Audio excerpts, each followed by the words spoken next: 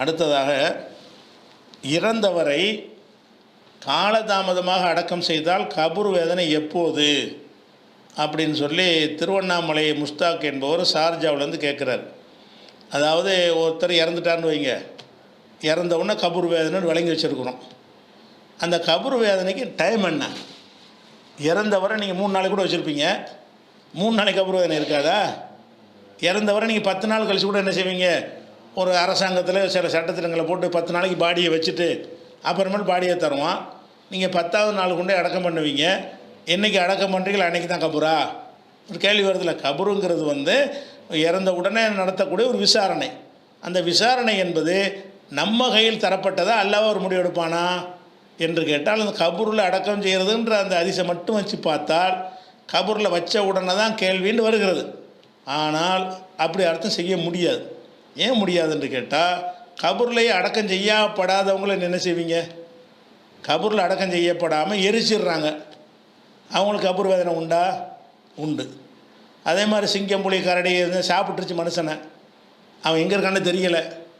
அப்போ அவனுக்கு கபூர் வேதனை எது? மீன்கள் விழுங்கி சாப்பிட்ருச்சு, கபூர் வேதனை எது? அது மாதிரிலாம் இருக்கிறது. கபூர் வேதனைங்கிறது மண்ணுக்குள்ளே அடக்கி அங்கே தான் நடக்குதுன்ற அர்த்தம் வச்சோம் என்று சொன்னால், கபூர் வேதனையிலேருந்து இந்த எரிக்கப்படுற எல்லாம் தப்பிச்சுக்கிடுவாங்க, கெட்டவங்களாம் தப்பிச்சு போயிடுவாங்க. முஸ்லீமுக்கு மட்டும்தான் கபூர் வேதனைன்னு வந்துடும். அப்படி அர்த்தம் கிடையாது. சொல்லப்போனால் கபூர் வேதனைங்கிற கபூரில் வச்ச பிறகு தான் நீங்கள் அதுக்குன்னு எல்லாம் ஒரு டைம் வச்சுருப்பான். டயத்தை நமக்கு சொல்லலை. உரிய டயத்தில் நீங்கள் அடக்கிட்டீங்கன்னு சொன்னால் கபூர் வேதனை அப்போ ஆரம்பிச்சிடும். நீங்கள் தாமதப்படுத்துனீங்கன்னா, நீங்கள் தாமதப்படுத்துறதுக்காக அல்லாவும் தாமதப்படுத்த மாட்டான். இது லாஜிக்காக வழங்குகிற விஷயம். இருந்தாலும் ஆதாரத்தோடு சொல்லணும்ல. ஆதாரத்தோடு சொல்வதாக இருந்தால், புகாரில் 1289வது ஹதீஸில் ஒரு செய்தி வருது. என்ன வருதுன்னு கேட்டால், ரசூல் ஸல்லல்லாஹு அலைஹி வஸல்லம் அவர்கள் ஒரு யகூதி ஜனாசா, யகூதி பெண், யூத பெண், அவங்களுடைய ஜனாசா இருக்குது. அந்த ஜனாசாவை கடந்து செல்கிறார்கள். இது புகாரில் 1289வது ஹதீஸ். அப்போ ரசூல் ஸல்லல்லாஹு அலைஹி வஸல்லம் மர்ர ரசூலுல்லாஹி ஸல்லல்லாஹு அலைஹி வஸல்லம் அலா யகூதியத்தின் எபுக்கி அலைஹா. அந்த யகூதி பெண்ணை வச்சு எல்லாம் அழுதுகிட்டு இருக்கிறாங்க. எல்லாம் சுற்றி இருந்து அழுதுகிட்டு இருக்கிறாங்க. அழுதுகிட்டு இருக்கும்போது அதை கடந்து போகிறாங்க. போகும்போது ரசூலுல்லாஹ் சொல்கிறாங்க ஒரு வார்த்தை, இன்னஹும் ல யபுக்கூன் அலைஹா, இவர்கள் இங்கே அழுது கொண்டிருக்கிறார்கள். ஓ இன்னஹாலத்து அதபி ஃபி கபரிஹி, அவருடைய கபரிஹி, அவருடைய கபூரில் ஒரு வேதனை செய்யப்பட்டு இருக்கிறாரு. இவங்க இந்த பாடியை சுற்றி அழுதுகிட்டு இருக்கிறாங்க, இந்த பெண்ணு கபூரில் வேதனை செய்யப்படுறாளுங்கிறாங்க. அடக்கம் செய்ய முடியுதானே? இது அதான் அடக்கம் செஞ்சவனு தான் கபூர் வேதனை என்று சொன்னால், ரசூலுல்லாஹ் இதை எப்போ சொல்கிறாங்க? அடக்கம் செய்யப்படாத பாடி, அதை சுற்றி அழுதுகிட்டு இருக்கிறாங்க. அப்போ அதை பார்த்துட்டு ரசூலுல்லாஹ் சொல்கிறாங்க, இவங்க இங்கே அழுதுகிட்டு இருக்கிறாங்க, இந்த பெண்ணு கபூரில் வேதனை செய்யப்படுகிறாள். அப்போ இங்கே பாடி வெளியே இருந்தாலும் கபூர் வேதனை இருக்கிறது. நீங்கள் பாடியை கொண்டே அடக்கிறதுங்கிறத வச்சே தீர்மானிக்கப்படாது.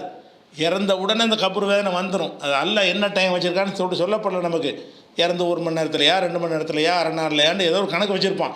அதோட கபூருடைய வேதனை வந்துடுமே தவிர, நீங்களாக தாமதப்படுத்தி கொண்டு அப்போ இது வரைக்கும் கபூர் வேதனை இல்லை, இது வரைக்கும் விசாரணை நடக்கலை அப்படின்னு நீங்கள் நினச்சிடக்கூடாது. இப்போ நவீன காலத்தில் என்ன செய்கிறாங்கன்னா, ஒரு சந்தேக மரணங்கள் இருந்தால், இஸ்லாமிய நாடுகளாக இருந்தால் கூட என்ன செய்வான்டா, சந்தேக மரணம், ஆக்சிடெண்ட்டு இந்த மாதிரி இருந்தால் பாடியை வைத்து கொண்டு 10 நாள் கழித்து நான் கொடுப்பாங்க. பல சோதனைகள்லாம் பண்ணி 10 நாள் கழித்து தான் அந்த பாடியை என்ன செய்வாங்க, உறவினர்கிட்ட கொடுப்பாங்க. அவங்களே அடக்கிறாங்க. அன்றைக்கி தான் கபூர் வேதனை. இப்போ 10 நாளைக்கு எதுவுமே இல்லையா? 10 நாளைக்கு எல்லாம் விசாரணைக்க மாட்டாங்கன்னு ஒரு கேள்வி வருதில்ல. அதுக்காக அந்த கேள்வி கேட்குறாரு. அடக்குன்னு அது இறந்த உடனே விசாரணை, இறந்து ஒரு டைம் எல்லாம் என்ன வச்சுருக்கான்னு தெரியல. இவங்க அடக்கிற வரைக்கும் எல்லாம் காத்துட்ருக்க மாட்டான். இவங்க என்றைக்கு அடக்குறாங்களோ அன்றைக்கி நம்ம பார்த்துக்குருவோம் அப்படின்னு நல்லா வெயிட் பண்ண மாட்டான். அவன் அதுக்குரிய வேலையை செஞ்சுருவான். அதனால் கபூர் வேதனை என்பது இவர்கள் அடக்குவதை வைத்து ஒரு சிம்பாலிக்காக தான் கபூர் அடையாளமாக சொல்கிறோம்.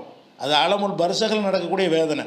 கபருக்குள்ளே தான் நடக்குதுன்னு வச்சுக்க என்று சொன்னால், அப்போ மற்ற யாருக்கு வேதனை இல்லாமல் போயிடும், காஃபிர்களுக்கெல்லாம் வேதனை இல்லாமல் போயிடும்.